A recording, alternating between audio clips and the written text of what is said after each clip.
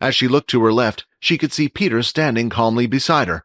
Of course, he didn't have to worry about anything since his powers wouldn't be taken away. However, it was different for her. She constantly moved her head trying to see if she can escape. Although none of them were planning to sit down, there was a chair behind each of the 8 students.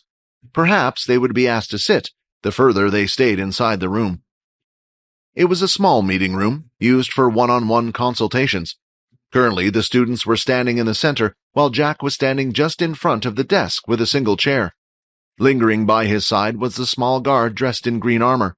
The main problem in the escape plan was the large group of guards stationed right outside the door. Erin knew that the others were planning to get Peter out of the situation, for the sole reason that they had to if they wanted to keep their matter with Quinn a secret. But now she wished she had stayed in the meeting room so she would know what their plans were. Maybe she could have helped. "Now, you might be wondering why you have all been brought here in front of me today," said Jack. "It seems like, either one way or another, you have been suspected of a dangerous crime, though I do not know what the crime is. Perhaps a part of secret terrorist group plotting to go against the military. However, it is not my job to find that out, because that's the school's responsibility." Halting his speech, Jack slammed his hand on the table to inculcate the gravity of the situation to the students. He resumed his talk again. "The punishment that has been handed to you is to have your abilities taken away." As soon as Jack said those words, a couple of students dropped to their knees, complaining, "But I didn't do anything, this can't be right." Some of them cried, while one student, who was closest to the exit, dashed towards the door. Before he could even take a few steps, he felt a stinging pain on the back of his neck. His head started to swirl, and his vision slowly began to fade, until he suddenly collapsed on the floor. "Oh my gosh, is he dead?" a student cried. The others were unable to see it because of how fast everything had happened, but Erin had seen it all.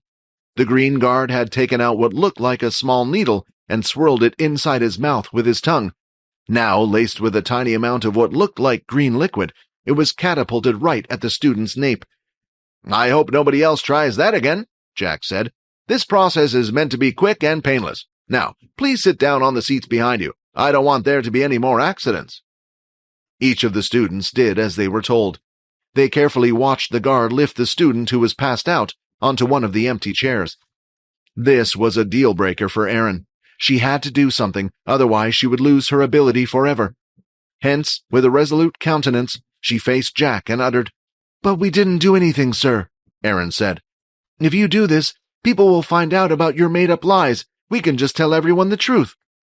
"Oh, don't you worry about that. Once I take your abilities away, you shall all pay a special visit to the dungeon. The school will then report to the rest.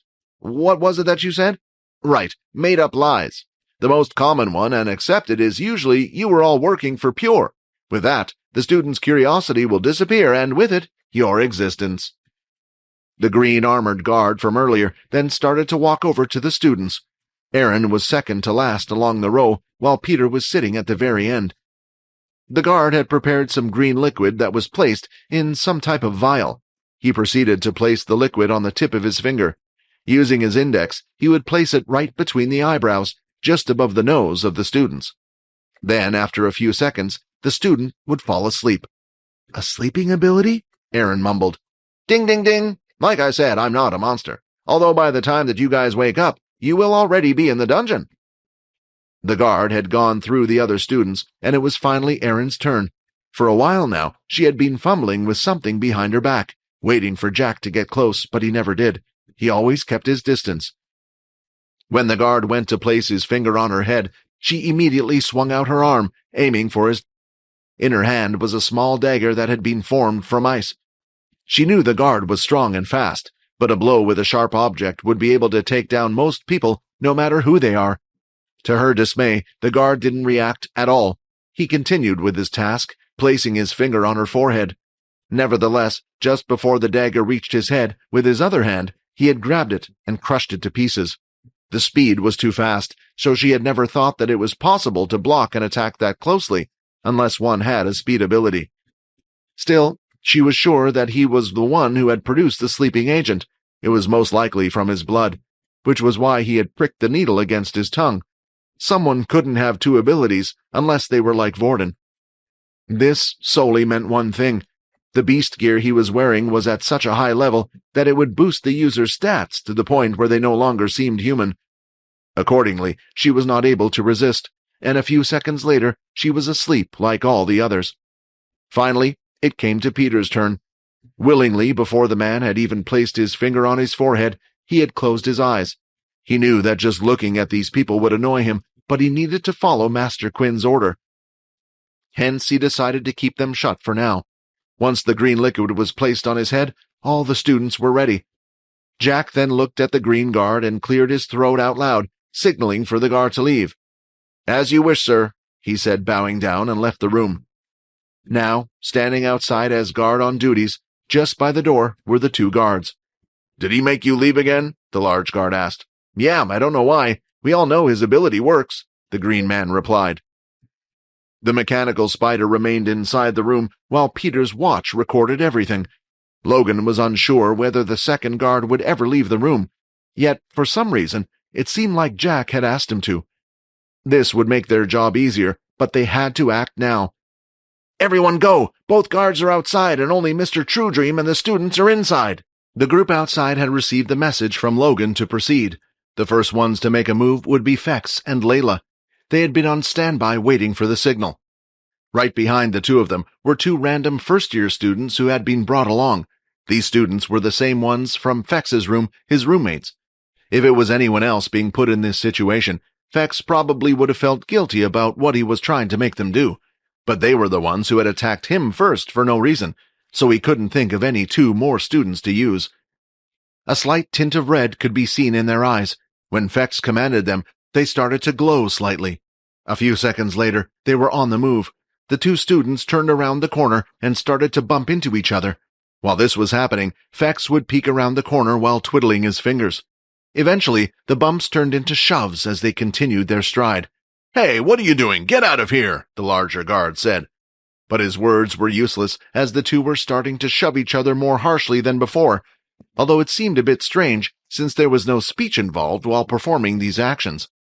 This was the limit to Fex's mind control, since more complex instructions will result in breaking the spell. The shoving had turned into a full-blown fistfight. While doing so, they would inch their way closer to the two guards. "If you guys don't scram out of here, my foot is going to be shoved right into your—" the guard shouted this time. They continued to ignore the guard's words, but it was more like they couldn't hear. Their mind was consumed with the last command by Fex. Arms and legs were swinging out as the two continued to fight. Right now, Fex was dwindling his fingers away faster than before, concentrating while the sweat ran down his forehead.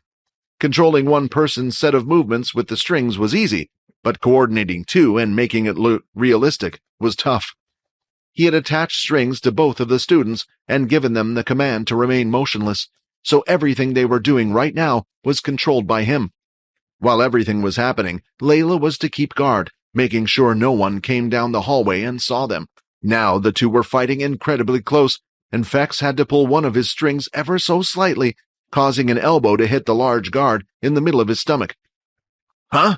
Did it not hit? But I'm sure it did." Fex was slightly confused.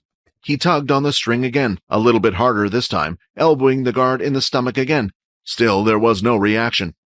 Although the elbow had hit the large man, there seemed to be no reaction whatsoever. This was because of the heavy armor the man was wearing. However, even though the attack didn't hurt, the rage on his face was visible. "You two!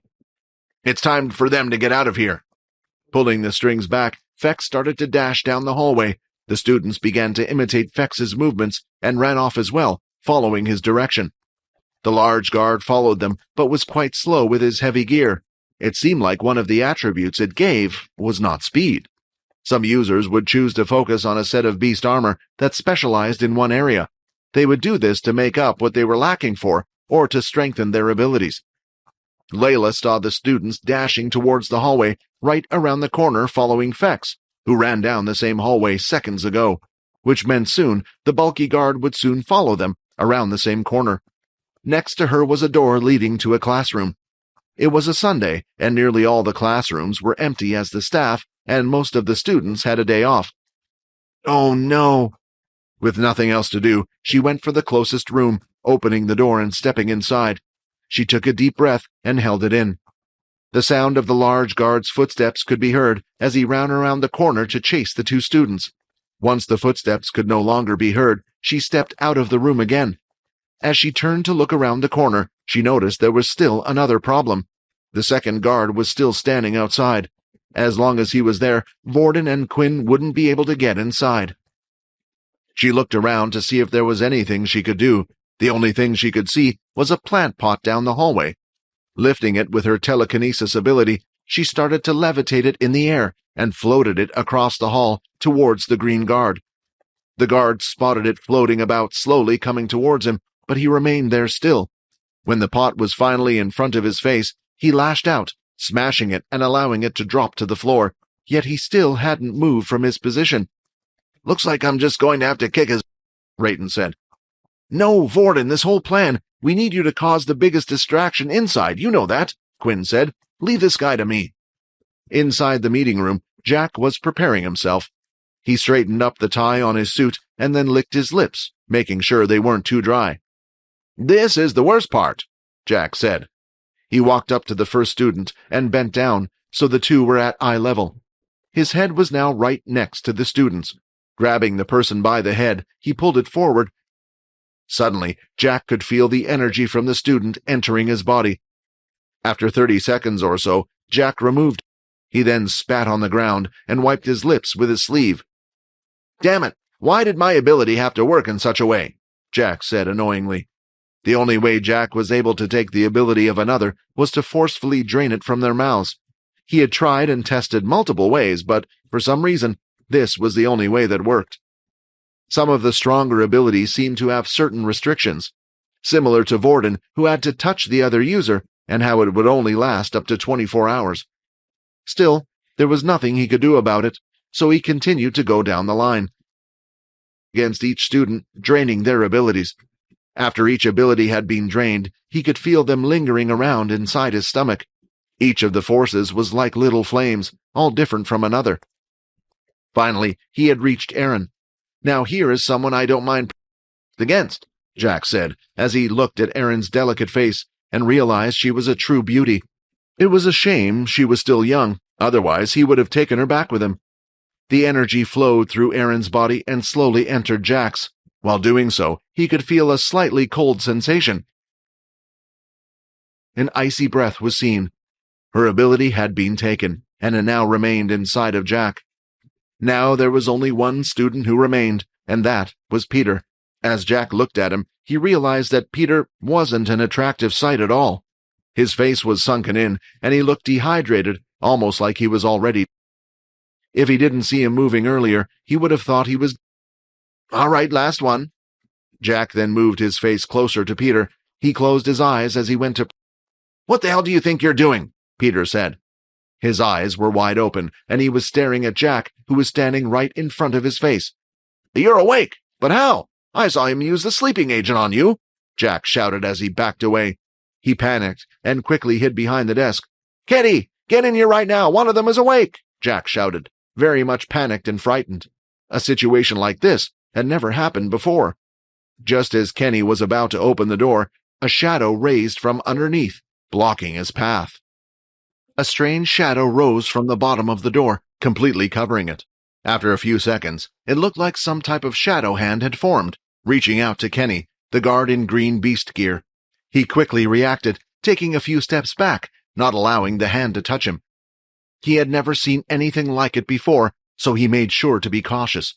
It was a phenomenon unknown to him, so first, he needed to find out what it did before he could act accordingly. He took a single needle and swirled it around in his mouth before throwing it towards the shadow. But when the needle hit, strangely enough, there seemed to be no reaction at all. "What is this thing? Is it some kind of ability?" This was not good. Judging by the screams inside, it was clear that one of the students was still awake. If they were using their ability right now, it could be the end of the True Dream family. Of course, it was Quinn.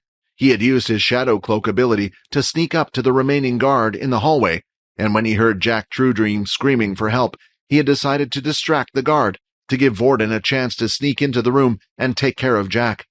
When he started his shadow control ability, he had to drop his shadow cloak, so the guard was going to notice him any second now. The guard looked around to see if there was any other way into the room, and that's when he spotted someone. A man dressed in a black suit of armor, wearing a demon mask covering his face. Even the top of his head was covered, showing him the jagged white mechanical eyes of the suit. "Is it you?" the guard asked. He knew he had to get inside quickly because of the main weakness his boss had, which was that he couldn't use the abilities he took from others. He was only able to give them to other people. So at the moment, he was defenseless without his guards. Quinn said nothing in response and started to dash forward, bringing the shadow from the door back to him, and it was now hovering above him. The guard saw this and immediately threw several needles, but the shadow managed to block them all. Quinn quickly moved aside, pulling the shadow close to him, allowing the needles to pass through and continue down the hallway. Damn it, this is the problem going up against an original. The guard was right. One of the main advantages one would have in a fight was knowing the ability of the other, using the information Logan had given him and his inspection skill. Quinn knew he couldn't afford to get hit by those needles. He wasn't sure if his suit was strong enough to block them, so he would keep the shadow close to himself for protection. When the guard saw that his needles were ineffective, he quickly pulled out his dagger. He was waiting for Quinn to get close. However, when they were around 9 meters apart, Quinn jumped into the air, spinning his body, and then threw out a kick from the side. Blood crescent kick. A large crescent-shaped line of red aura came out, strong and fast. The man had never expected this. He thought because the shadow was only used for defense so far, it would now be used for an attack, so he was keeping a keen eye on the shadow's movements. But instead, it looked like his opponent was using a completely different ability. He could do nothing but take the attack head-on. When the aura was directly in front of him, he struck at the red aura, which then shattered and disappeared. Quinn stood still for a moment. His new skill was one of his strongest attacks in comparison to others. The only one stronger was his blood hammer. Still, the person in front of him was easily able to shatter it with his weapon, and there didn't seem to be a chip or anything on it. Right now, Quinn had to be incredibly cautious if he was to get out of here alive. What he didn't know was that at the same time, the guard in green gear was having similar thoughts. What was that attack? It was so powerful, he thought. His hand was feeling numb from the impact of the blow, and it had taken a decent amount of strength for him to shatter that red aura. Who are you? You should know who we are. Why are you attacking? The guard tried to distract Quinn. Quinn spoke into the mask, which gave him an altered, deep electronic voice.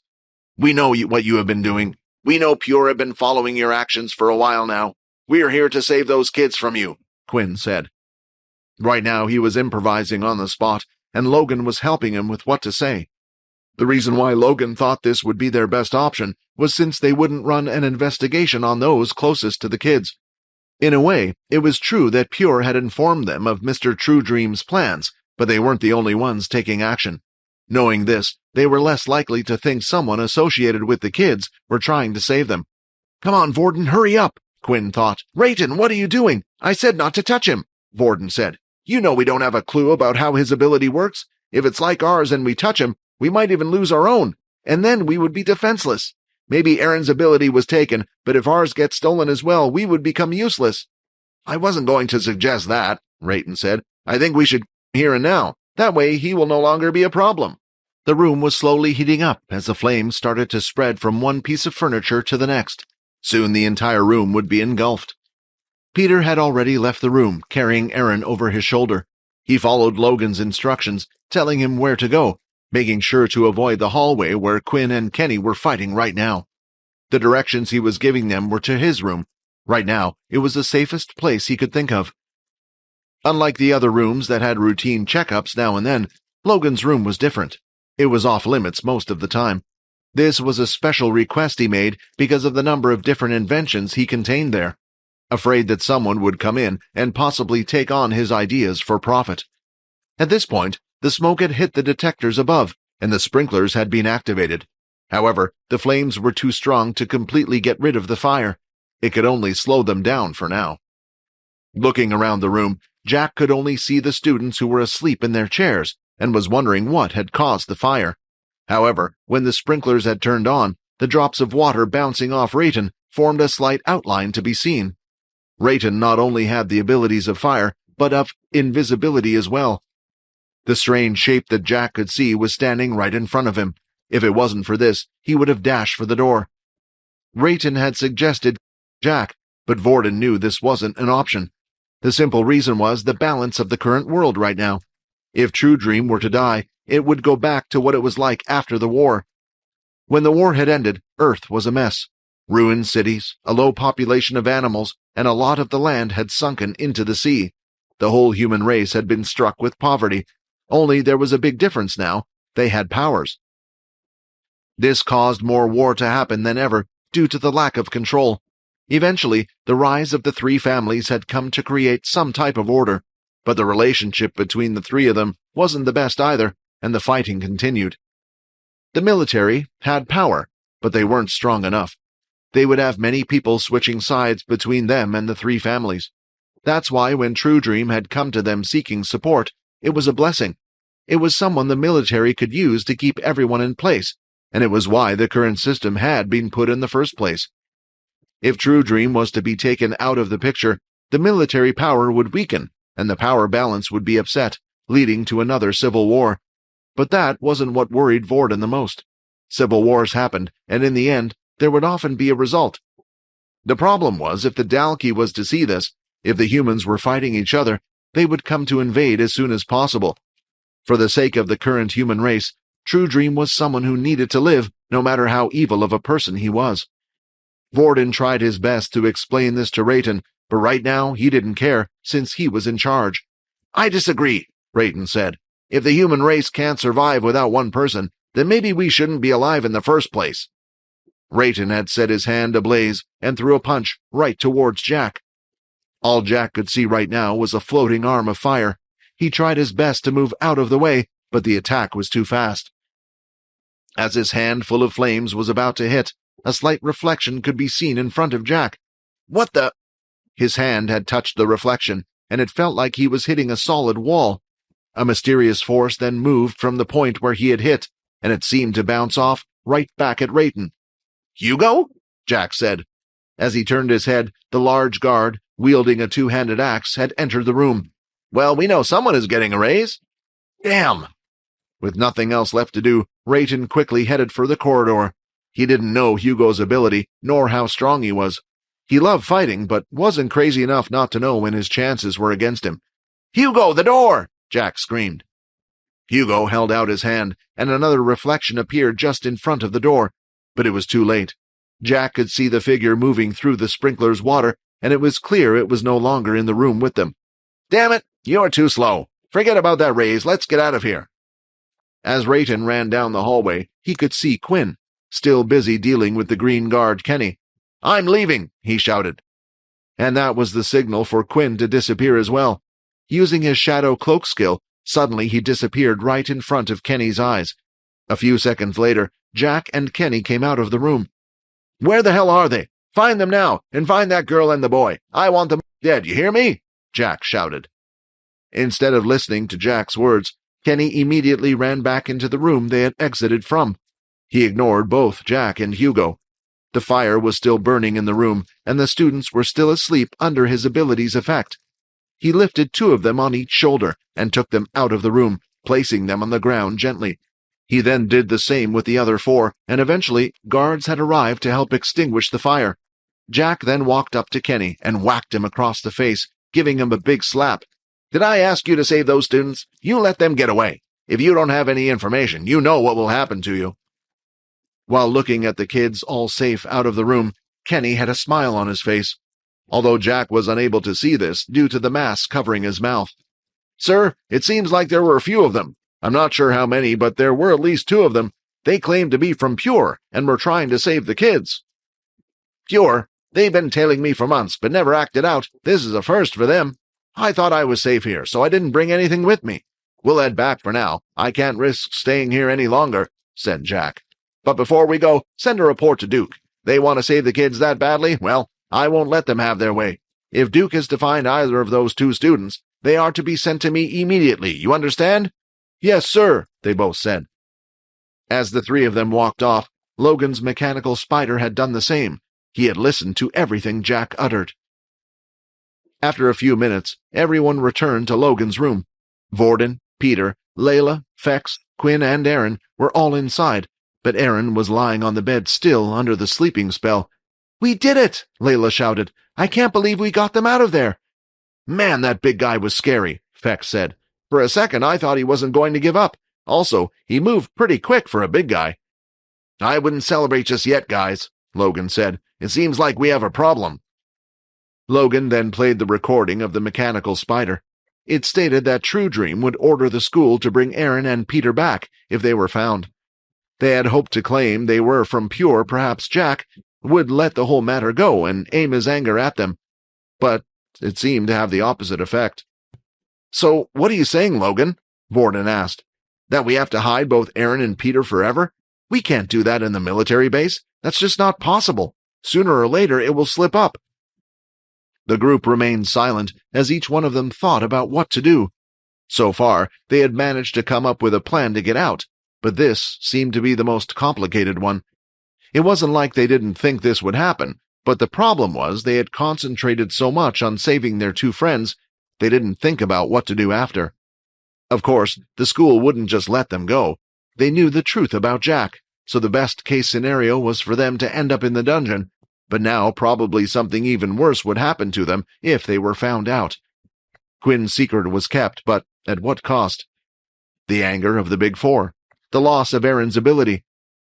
As Layla looked around the room, she could see everyone had a look of defeat on their face. Even the genius Logan hadn't come up with a solution. She then looked at Erin, who was sleeping away, her dear friend who had looked out for her this whole time. Although Erin might not have seen her as a friend, Layla did. She couldn't let Jack get her hands on her. There was only one thing she could think of to get them out of this. "Guys, I have a solution, but please, I don't want you to hate me after this," Layla said. Layla's hands were visibly shaking and her legs wobbled. Her heart was so pounding loudly that she couldn't even hear her voice. "Is this the right thing to do?" she thought, but she had already articulated those words. Right now, all attention was focused on her. "Why would we hate you, Layla?" Quinn said. "If you have anything that can help us get out of this situation, then it will be fine." Layla looked at Erin on the bed one more time, contemplating if they'll understand or not. She finally decided to tell the others about her circumstances. "I know a place where a group of people will be able to keep her safe from all of this." She paused for a moment before saying the last words. "I'm from Pure. I was the one who wrote that letter." "I knew it!" Vorden shouted. "Of course she was hiding something. Why else would she willingly help and accept the truth of your identity? They probably wanted to use you for some reasons." "That's not true," Layla snapped back. "They don't even know about Quinn. I didn't ask for this. I didn't ask for any of this," Layla said as tears started to run down her face. Quinn then intervened, placing himself in between Layla and Vorden. Observing the situation, it seemed like Vorden was going to lash out at her any second if someone didn't interfere soon. He proceeded to lead her over to the bed and sat her down next to Erin. "Sorry, guys, but can someone explain to me what or who Pure is?" Fex said, bearing a confused look on his face as he stood in the corner of the room. "I'm glad you asked," Logan said, spinning his chair around to procure a file. Then he opened it while uttering, "I had prepared for this after I saw Layla dropping off the note in the morning." "You knew?" Vorden said, surprised. "Why didn't you tell us?" "Was it important to the mission?" Logan replied. "Regardless if she was part of Pure or not, it was thanks to her information that we were able to get those two out of there. True, she might have an ulterior motive, but why would she reveal herself now? There is no need to unless she truly wishes to help." Although Logan knew there was truth in his words, he couldn't help but think of the fact that she had kept it a secret for this long. It was contrary to Quinn's prompt revelation that he was a vampire. Something just didn't feel right about that, and the things he had heard about Pure weren't the best. In an instant, a projection was seen playing a myriad of different videos. It was mostly of people wearing a type of mask that covered their whole face, all with a figure of an angel that looked like it had its wings removed. It was the mark of Pure. The video showed multiple explosion attacks on certain buildings, and different factions were being conducted. It wasn't a pretty sight at all. "Let me warn all of you, what you are seeing now is pretty biased. The only information I can get about them is filtered through the military. However, nearly everyone knows the basics. Pure has only one goal: to get rid of all abilities. They believe that the world and the system currently in place are wrong. Even before abilities were introduced, many complained about the gap between the rich and the poor. However, they feel like now, even the basic human rights don't exist to those with weaker abilities, Logan explained. Which is pretty stupid if you ask me, Borden said. It was only thanks to those with abilities that we were able to battle the Dalki. If we get rid of them, what do they want us to do? There are only a few people who would be able to kill beasts without the use of abilities in the first place, to then later make equipment to fight them. That is, unless you're not human, of course. These reasons were why Borden was so suspicious of Layla. It made sense to him. There exists a stronger being that didn't rely on abilities. Even though the vampires had different levels, Borden wouldn't put it past Pure to not think ahead. Wait, there is something that I don't understand, Feck said. If Pure is a group of people who hate abilities and Layla is one of them, then why does she have an ability? They soon realized that Feck's words were true. It was a bit hypocritical of a group who hated abilities to have people within the place with them. Everyone then turned to look at Layla as they coveted to hear the answer. I didn't mean to deceive any of you. My situation here is quite complicated, Layla began to reason out.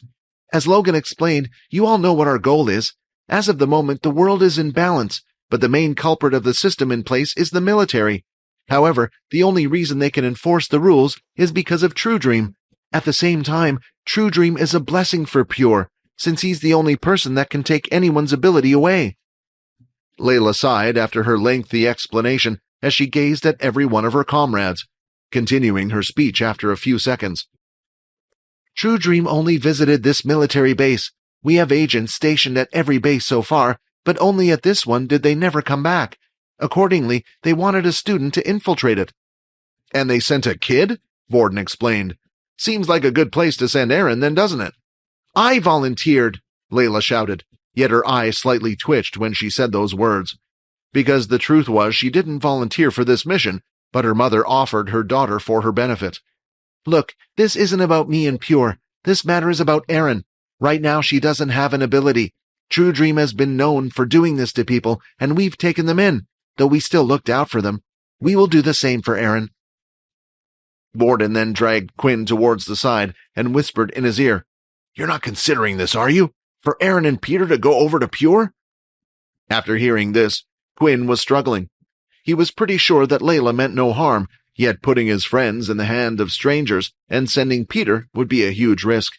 His evil nature, without Quinn by his side, would take over. Moreover, if they ever found out who he was, it would be no better than the school finding it out. Nevertheless, it was different with Erin. Henceforth, Quinn shifted his stare towards Logan, asking, Logan, don't you have everything recorded? Can't we just use that as blackmail against True Dream? Spread it on the internet or something? Impossible, Logan replied without delay. You remember the reports I brought up earlier? The military has a monopoly on what can be seen and what cannot. It would be taken down in an instant, and no one would want to host such a thing. They would be going up against two powerhouses. No one has the power to go up against them. I'm sorry, but I wouldn't even want to risk the safety of my family by angering them. When Logan enlightened the actuality, Borden started to think about his own family. If it was them, they could do something about it. The sole problem was that he wasn't on good terms with them at all. No one in his family would listen to him, much more do him a favor. It wasn't the Blades family way. It was why he had never considered it to be an option in the first place. I think we have no other choice, Quinn said. The best thing for Erin will be to go over to Pure. The two of them are close, and if Layla wanted to hurt any of us, the last person she would hurt would be Erin. Wait, only Erin? Layla inquired. But what about Peter? He can come too. Quinn shook his head as he looked at Peter. He can't, and Borden and Fex probably already know the reason why, Quinn explained. Peter has changed. Layla, if he isn't next to me, then there's no telling what he would do. Layla then looked at Peter. Although his physical appearance had changed a little, she hadn't been around him lately to notice any further changes. Still, when she looked into his eyes, she noticed that they were lifeless. Okay, so Erin goes to Pure, Borden stated. What about Peter? Quinn's mind was already muddled as he tried to think of solutions, but at that moment he was out of ideas. The only thing they could do was to hide him for as long as possible, or they could opt to utilize Vorden's favorite suggestion. Quinn, we could always— Don't say it, Vorden. Quinn cut him off shortly before he finished his sentence, knowing very well what Vorden was going to suggest. I believe I have a solution to your problem with Peter, the system said. Just when Quinn was in the middle of contemplating what to do with Peter, it seemed like the system had an answer. Although, whenever the system seemed to chime in, it was never usually straight-up good news, so he was a little nervous.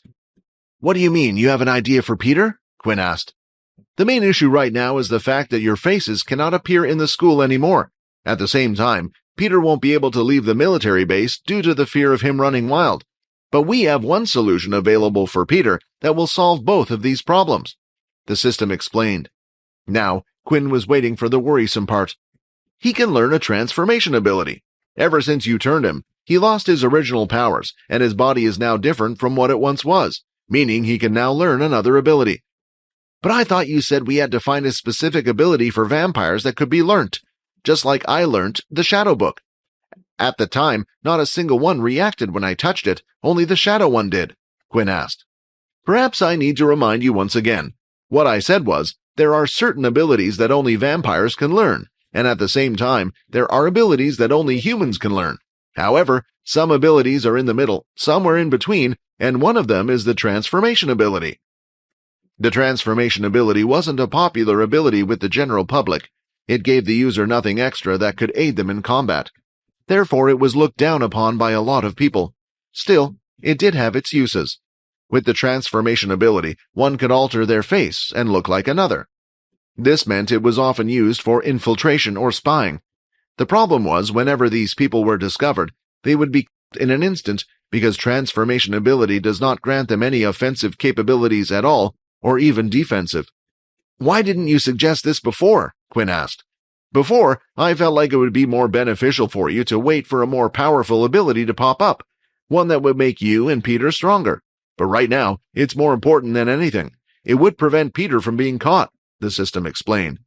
Quinn then explained to the others what his plan was with Peter, how he still hadn't learned an ability, so he could still learn the transformation ability. Still, there was one problem with the whole thing, and that relied on Logan. Quinn needed Logan's help. Even if Peter could disguise himself, if he appeared as a new student, the entire school would know. He also couldn't pretend to be someone else, since that would be too obvious. So what do you think, Logan? Quinn asked. Will you be able to hack into the school system and add his ID? The problem isn't whether I can do it or not, Quinn, Logan replied. I can. That's like asking if a bee can make honey. The problem is making it all seem natural. Say there are 500 first-year students. Then one day suddenly there are 501 students. The new kid turns up to class and everyone is just meant to accept it? It won't work. Once again, the group were deep in thought. I have an idea, Vorden said. When we went to the planet Kaladi and the Dalki attacked us, didn't they say they couldn't find 3 of the student bodies? That's right, Layla replied. They assumed they had died somewhere deep in the desert and their bodies were eaten. Hearing this started to bring back memories for Quinn. The truth was the Dalki hadn't killed them.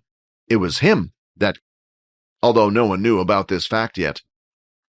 Well, once Peter learns the transformation ability, why don't we get him to look like one of those students? We can have him appear back near the portal and say he had gotten lost in the desert and came back now, Vorden asked. Now that is big brain thinking, Logan said. He then hopped onto his computer and went over to the marketplace in search of a transformation ability book. It had to be one of the high level to be able to get the finer details right in the face structure. It didn't take long for Logan to find one, due to how unpopular the skill was. It seemed to be a level 5 skill, which was perfect. It would be good enough for Peter to look nearly identical to one of the students, and with Peter's mutant cells being slightly different, it wouldn't show his real level on the watch anyway, only displaying the fake number Logan had entered. Ability book purchased. Hey, Logan, you didn't have to do that. I could have paid for it, Quinn said, feeling bad at how much money Logan had spent on him now. Don't worry, Quinn. I'm involved in this too now, and if I didn't want to do it, I would have kicked you all out of this room. Besides, who said I wasn't keeping a tab? I do have to warn you that I do charge quite a lot of interest, Logan said. It was hard for Quinn to tell whether Logan was joking about the whole thing or not. When he said those words, his expression never changed, but Quinn would have liked to think he was cracking a joke. It was nice seeing Logan try to fit in. But this was a different matter. Quinn also didn't want his wallet to take a hit. After purchasing the book and inputting the code, it arrived in only a few seconds right into Logan's room. "It will probably take him a few weeks or so for him to learn it," Logan said. "For now, he can stay in my room. Luckily, he doesn't need any food or anything, so as long as he stays here, he'll be fine." Quinn didn't like the idea of that.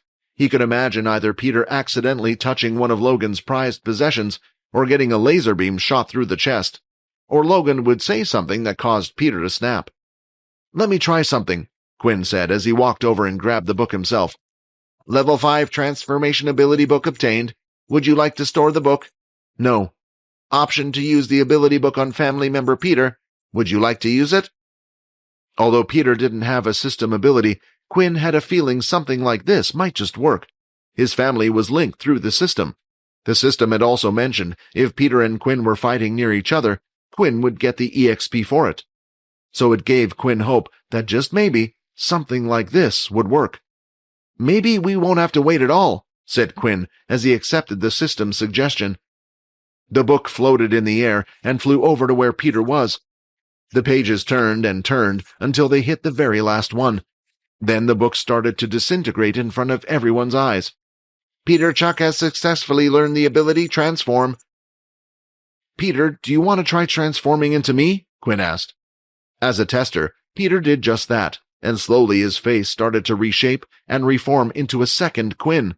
It was nearly perfect. There wasn't enough of a difference for someone to notice using their eye. The others watching were amazed by this. Logan was the only one in this room that had an idea of what just happened. While Vorden and Layla had put it down to vampire stuff, they just didn't understand the specifics of what just occurred in front of them. However, there was another vampire in the room who had seen Quinn do something that he had never seen another vampire do before. Just like humans, vampires usually had to take time to learn the abilities that they wanted to learn. Yet, he had just witnessed a vampire learn an ability in an instant. "Just who are you, Quinn?" Fex thought. At that moment, groans could be heard in the room. As they turned around, it seemed that Erin was about to wake up. It was now time to tell her what her fate was going to be. In the room on Logan's computer, 3 different profiles were displayed. It was displaying information about the 3 missing students from the Dalkey attack. Since the transformation skill was at level 5, Peter was only able to imitate a person's facial structure. There wasn't anything he could do about a person's height or physical appearance. This also meant that he wouldn't be able to pretend to be a girl unless one had the same body type as his. Higher-level transformation ability would allow him to do this in the future, but they weren't available in the marketplace. Logan decided to look at the height details and images, trying to select the best one that would suit Peter. Out of the 3, there were 2 that matched Peter the closest. Now, while deciding between which one, Logan opted for the one with less background information and with an ability they could pass off that wouldn't cause too much trouble. Their options were a wind user or the duplication user. In the end, they decided to go for the duplication ability user. It was the best option for them. Peter would no longer have to go to the elemental class and try to pretend to be able to use a certain type of ability. This would make Vorden's job a lot easier, and he would also be able to join Quinn's beast weapon class, allowing him to keep a close eye. Hearing this, Quinn wanted to protest the idea. Out of the 3 men from Ben's group that had attacked him in the desert that day, 2 had died while 1 had lived. That was the same person they were suggesting Peter act as. Quinn had left him in the desert after removing his memory, but he never came back, nor did the search party find him. Perhaps while he was laid on the desert floor, a beast did come and... After thinking about it, he realized if he hadn't come back now, the chances were really low of a person returning. He was most likely... Peter looked at the screen and carefully started to morph his face. The student had medium-length brown hair, and one of the finer details about him was he would often wear a bandana that cut off one side of his hair while the other remained up. Finally, Peter would no longer go by his name in the school and would now be known as P.O. Blank. Quinn took a long stare at Peter and realized this might have been the better option for him. If he was to look at Peter, a person he had killed or seen die right in front of him day and night, he didn't know how that would make him feel. While this all was happening, the groans from the back were heard as Erin lifted her body off the bed and touched her head. It was ringing with dull pain, and her face felt slightly numb, similar to a migraine. When she looked up, she could see the faces of everyone staring at her, and a person she had never seen before. "Who the heck is the new guy?" Erin groaned. No one said a word, and after a few moments, she started to remember everything that had happened to her. Her last words with Jack and what he had planned to do with them. "No, no, no!" she started to scream. There was no need for her to try to use her ability. She could feel that it was no longer with her. But just in case, she tried to form ice in her hand. Again and again, but there was no result. "Calm her down before someone outside hears us," Vorden said. Layla quickly rushed over to her side, but Erin couldn't help but scream in anger and sadness. The others had never seen this side of Erin before. It was different for most of them, who had been weak their whole life. If their powers were taken away, it wouldn't make much of a difference. But for Erin, she was high up. Of course, the others didn't know the full story about how much everything meant to her. Losing her ability felt like she had lost everything. All she had left was her swordsmanship, and after meeting Fex, she could tell she was nothing special. "Do you want us to be caught?" Logan said, as he threw out a circular device towards Erin. The device opened up mid-air, just before reaching her mouth, and wrapped around it like a tight-fit mask. The screams had stopped, but the tears continued to run down her face. "Erin, I know you are upset, but right now your situation involves all of us," Logan explained. "I can't have your selfish actions harm me or the others. Now, Layla, I believe you would be the best person to explain to her what we have planned." While Erin's mouth was covered, it was a lot easier for Layla to explain. It gave no option for Erin to complain in between, and allowed Layla to explain everything. She explained how Jack had sent out a search party for her and Peter, how she was part of Pure, and they would be sending her to Pure for protection. Logan then walked up to Erin and had a few words to say himself before taking the device off her mouth. "Now if you scream, it goes back on. The situation is not favorable for any of us, and please trust me. We went through all the options. I even looked into your background and thought about seeing if we could send you back to your family, but that's not possible. Staying with Pure is the only option we have." Logan took off Erin's wristwatch and made a few adjustments to it before placing it back. "We are a bit wary of Pure, so if you need any emergency help, you can contact me through that, although I doubt we will be able to do anything. Do you understand?" Erin nodded calmly. Rather than angry or sad, she seemed to be going through a different stage right now. She was in shock. As soon as the mask was taken off, she started to look at Layla. "Will you be coming with me?" Erin asked with pain in her voice. Layla looked in her eyes and held both of her hands before shaking her head. She knew the next words would hit her hard. "No, I can't. I still have my mission here," Layla replied.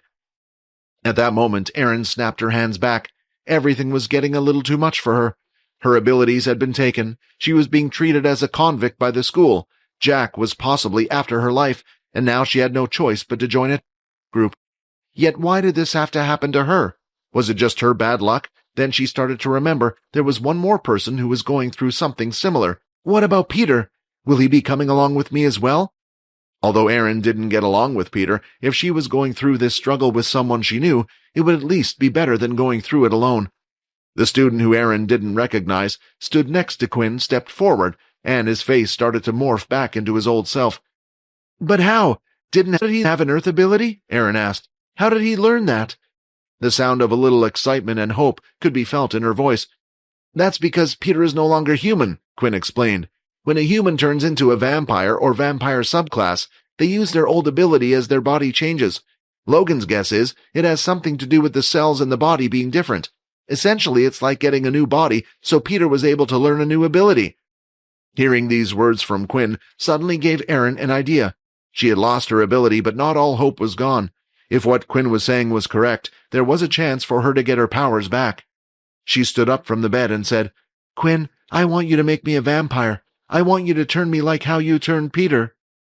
After hearing about how Peter was able to obtain a new ability, in her haste, Erin started to gain hope once again.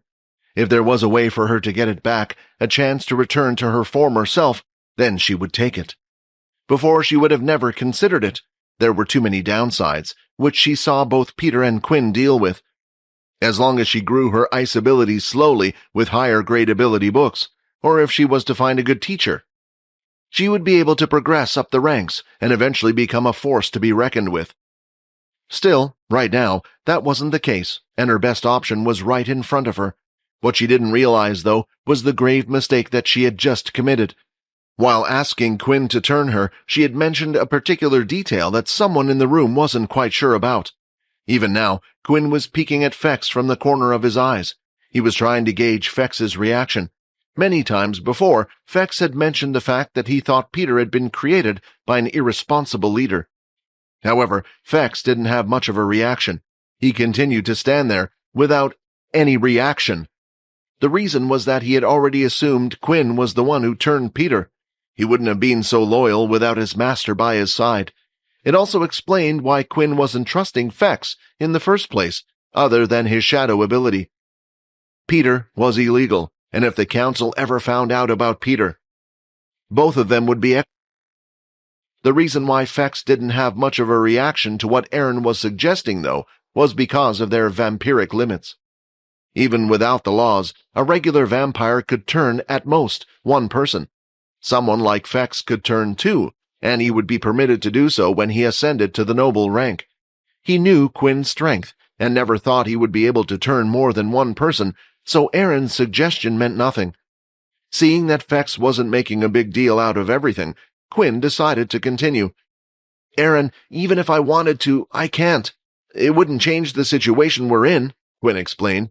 "What do you mean?" she asked, slightly annoyed, taking a step forward.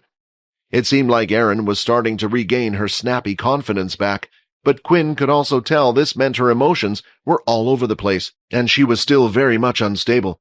Taking a step back, Quinn tried his best to explain. "First, I think you're forgetting the main issue here.